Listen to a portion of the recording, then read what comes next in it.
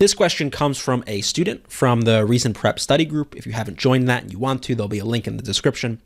And it was a specific question, which also has a general question attached to it, which is basically when you're given a word problem and you need to graph the situation or the relation or the function as described by the word problem, how would you do that? So I'm going to work through this specific case that was posted, but I'm going to use this to illustrate some general ideas. So if you want to try this question on your own first, give it a shot. Just think of what the shape of this curve might be if we graphed it as presented, and then we'll talk about how we do the specific problem and some general tips for questions like these if they ever come up again.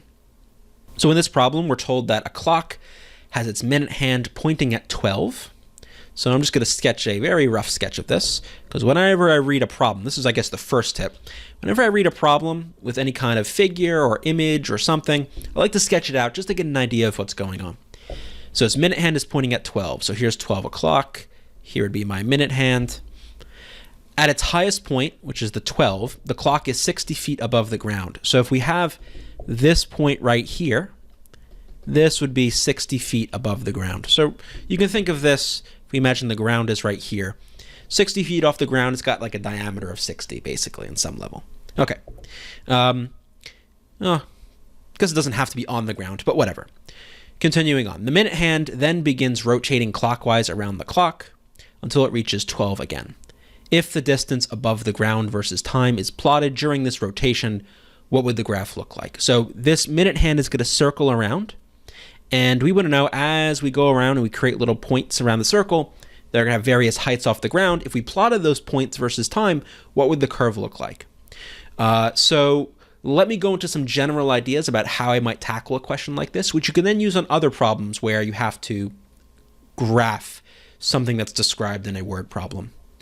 So the first thing I would do is think of the minimum or the maximum points, or the starting or the ending points, all of this to eliminate choices. Now, this would be part of a multiple choice question, so the key would be eliminating choices to narrow it down to the right answer. So the first thing I would do is think of, okay, what's the maximum and minimum heights this curve is going to achieve, and or what are the starting and ending points?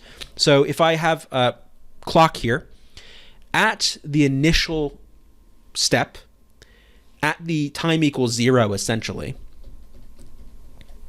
we're going to be at that maximum height. We're going to be at 60. So if I'm going to go ahead and sketch this out, so here's height, here's time, height, time. At time equals 0, I'm going to be at this maximum height of 60. Now, what else can I determine? Well, I know that at like time equals 3, which is a quarter of the way through my graph, I'm going to be halfway up. So I'm going to be at 30 feet at this point. Again, assuming we're right on the ground. I think in the original problem, there was a radius of 5 or something, which doesn't really matter. We're just going to assume this is a 60 feet tall clock. That's fine. So this is 30 feet off the ground. So that means a quarter of the way through. So we'll mark this 1, 2, 3. I'm going to be halfway through. So I'm going to be at 30. And at the bottom, so halfway through, not a quarter. So this is a quarter of the way through. I'm going to be halfway through the height. Halfway through the time, I'm going to be at 0. We're going to call the ground 0. So at 6, I should be at the bottom. And then we're going to reverse. 3/4 of the way through, I'm going to be back up to 30. And then at the end, I'm going to be back up to 60. So I would have this, and then this. So this is the general shape of the curve. You would very likely be able to eliminate a number of choices based on this schematic. Now, I believe in the original problem, it was coming down to whether it's going to be an absolute value curve, which you can see if we connected these in a straight line, you get an absolute value, or whether this became some sort of cosine curve like that. So at the very least, we're down to 2. Now we need to figure out a way to get some of these intermediary points so we can get a smoother curve and be able to choose between those two. But at the very least, by looking at the minima, the maxima, the starting points, the ending points, you can get some initial points that you might be able to use to eliminate choices. And on some problems, you might be able to get to the final answer just based on this alone. What's the second thing to do? The second thing would be to look for points or look for trends that might help you eliminate more choices. And what do I mean by trends? Well, look at this case here. When we go from 12 to 1, the height is going to drop by some amount. We don't know exactly what this is, but I don't know, call it 3 feet, 4 feet, whatever it is.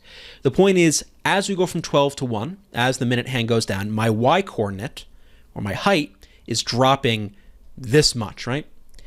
As I go from 1 to 2, my y-coordinate is dropping this much. In fact, a lot more than it dropped going from 12 to 1. When I go from 2 to 3, my y-coordinate drops that much, and that's still even more y-coordinate drop or height drop than it was in the red or in the green. So notice as my minute hand is turning, the drop in the height is getting steeper and steeper and steeper, faster and faster and faster. And you can also see as the drop in the height increases, the movement in what we'll call the x direction, right, which is this way, the x direction is getting less and less. So this green flat line is bigger than this red, bigger than this blue, because at the same time, this blue vertical line is getting bigger, red vertical line is getting bigger than green, and so on. So as we go from 12 to 1 to 2 to 3, the change in the height is increasing, and the change in the x direction is decreasing. So this is not a constant trend. And this is where we're talking about trends. The trend in the change in the height is not constant. So if we go back to our choices, one of them was an absolute value curve, one of them was a cosine curve. In an absolute value curve, this is pretending that the drop in the height is constant, right? The slope of each of these portions is the same, it's consistent. But we know from this that no, the drop in the height as we go from 1 to 2 to 3 is not the same. In fact, it is rapidly increasing until a maximum. Notice if we keep going the other direction, to 4, to 5, and then to 6, the reverse happens. So the drop in the height starts to decrease, and the increase in the x direction starts to increase. So this is telling us that this curve is going to be a curve. It's not going to be a constant straight lines, which would help us pick, therefore, cosine. So that would be another way to do this, to look at the trends of the change and see if those trends, which are essentially slopes, see if the slopes, the rates of change, are they constant? Do they change? How do they change? Do they plateau at any point? Because you can see at this 3, this is that transition point where the slope is going to start, the change in the y direction is going to start decreasing again, which is again what you see in this curve. In fact, that point, as we'll see in a second, corresponds to that middle transition point. But in any event, you can see based on the trends, you can eliminate one choice and go to the other. So process of elimination is really important on questions like these. The final thing you can do is actually draw the figure and plot some points. So actually try to plot more points than we did originally. And to do this, I'm going to go to this right here so I can draw a bit more smoothly. So how would we do this? Well, again, I'm going to, let's do it this way. Let's do it down here. I'm going to draw in my graph here. I'm going to label the points I did before. So we're going to label 6, 7, 8, 9, 10, 11, 12.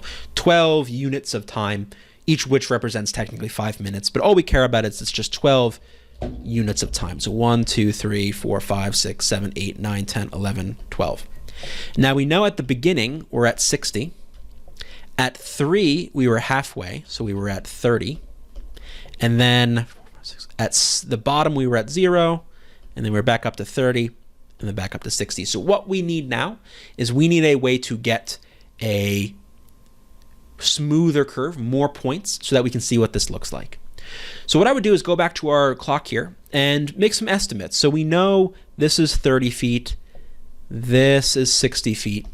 So where would we be in the meantime at point 1 and point 2? Well, point 1, the y-coordinate here, the height off the ground, it's probably, I mean, it's not halfway. Halfway between these two would be actually closer to 2 right here. Like 2 looks to be about halfway between 60 and 30. So we'll call this, we'll call this 45, which means we'll call this, I don't know, 52, 53. I mean, it doesn't matter exactly what it is. The point is we're going to be able to estimate. This is about 53. This will be about halfway between. Do it this way. Part of it, you got to be careful with how your curve drops out here. And then same thing here. This is going to drop down to about, I would say, 15. This would be about 7 or so. and then back down to 0. So 15, 7. So we get something that looks more curve-like than straight line. Again, sometimes you have to be careful with the picture. Doesn't maybe look precise because the way we drew distances, but nonetheless, we can see, kind of based on the same thing we looked at number 2, that this is going to be a non-constant drop in the distances. So we're going to increase or decrease the rate of the vertical drop, which means this is going to end up being more of a curve, so therefore more of a cosine curve. So those are 3 general tips to review our general ideas, general tips. First, you want to think of the maxima or the minima, the starting point or the ending point, use that to eliminate choices. Look for trends that you might be able to use, in other words, the slopes, rates of change, to be able to eliminate choices. And then your final try is to actually graph it. Plot points, sketch out as many as you can with on your axes, and see if that can also help you eliminate choices and narrow down to the right one. To learn more about Reason Prep's SAT, SAT subject test, and ACT video courses, go to reasonprep.com/enroll, and you can find the link in the description below the video.